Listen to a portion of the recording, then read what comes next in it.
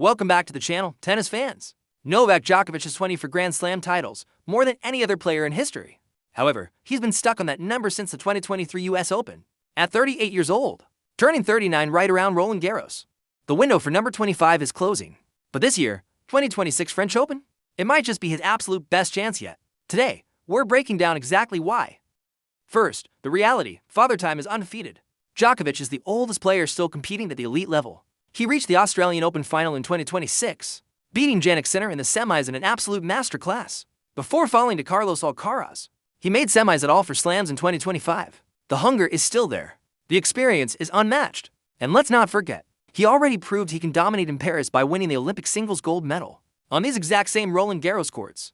That run showed the world that even at 37, remain elite under huge pressure.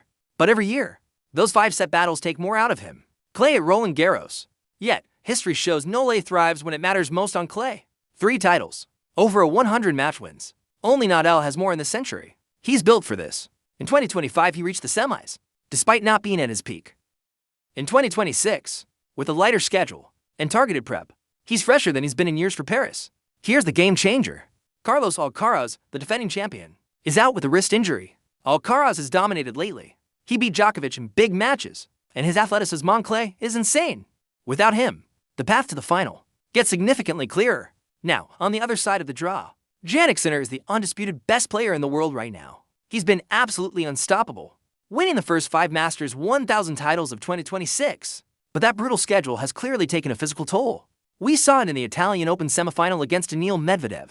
Sinner was visibly struggling, dealing with what looked like anxiety attacks and fatigue. With only 1 week to recharge before Roland Garros, his fuel might be running dangerously low. The signs are already there. His team has announced he won't play any events leading to Wimbledon. That tells you everything about how banged up he might be heading into Paris. On clay, longer rallies neutralize Sinner's serve power and let Djokovic's return game shine. Other threats like Zverev are strong, but inconsistent in finals. Djokovic has the mental edge and experience to outsmart the next gen in best of 5. The draw is not ideal, but it's still the most favorable since 2023. Djokovic on clay in Paris is a different beast. Career clay win percentage among active players is elite. His backhand down the line is lethal. His sliding is still world-class. And that return of serve needs no introduction. Plus, the Paris crowd has huge respect for him. And that was evident after last year's semifinal loss when he got a standing ovation. That energy could fuel epic comebacks. Now, I know what some of you are thinking.